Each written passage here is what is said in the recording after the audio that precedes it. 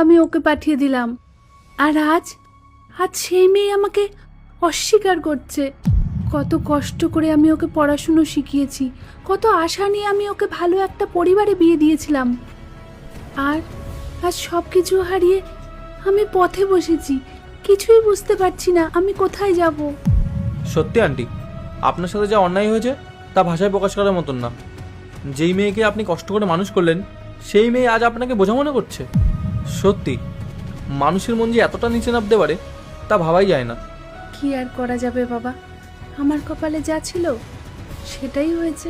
খুব কষ্ট হয় এটা ভেবে যে একটা মা বাবা তার সমস্ত কিছু দিয়ে সন্তানকে বড় করে তোলে, আর শেষ বয়সে সেই ছেলে মেয়ে তার মা বাবাকে দেখভাল করতে পারে না। আপনি ঠিকই বলেছেন আন্টি, কিছু টাকার লোভ আর স্বার্থপরতার জন্যই আজকের দিনেও মানুষ নিজের মা বাবাকে ভুলে যেতেও পিছু পাওয়া হয় না। আমি এখন কি করব বাবা, কোথায় যাব? গ্রামে ফিরে যাওয়ার মতো এক পয়সাও আমার হাতে নেই, সবটাই যে আমি ওর হাতে তুলে দিয়েছি।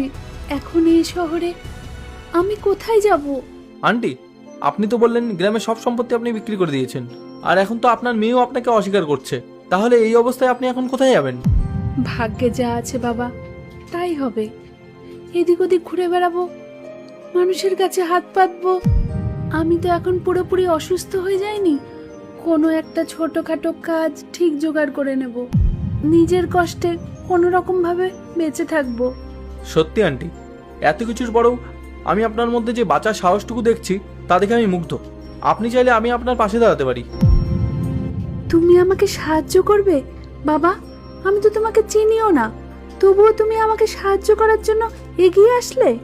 অথচ যে মেয়েকে আমি ছোট থেকে এত কষ্ট করে বড় করলাম, পড়াশুনো শিখিয়ে মানুষ করলাম, আজ সেই মেয়েই আজ আমাকে চিনতে পারছে না। আন্টি, এইসব দুঃখের কথা আপনি এখন ভুলে যান। আজ থেকে আমি আপনার সন্তানের মতো। আপনি চাইলে আমার অফিসে পিয়নের কাজ করতে পারেন, অথবা আপনি যদি ভালো রান্না করতে পারেন তাহলে আমার বাড়িতে রান্নাও করতে পারেন। আপনার যেটা পছন্দ আপনি সেটাই করবেন।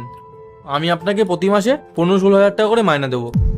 থাকা খাওয়ার আর কোনো চিন্তাই আপনাকে করতে হবে না। বাবা, তুমি আমার জন্য যা করছো তা আমি কোনোদিনও ভুলতে পারবো না। ভগবান তোমাকে অনেক বড় করুক। আজ তুমি আমাকে নতুন করে জীবন দিলে বাবা, তোমাকে অনেক ধন্যবাদ। আন্টি, আজ থেকে আপনি আমার পরিবারের একজন। আপনার আর কোনো দুঃখ কষ্ট থাকবে না।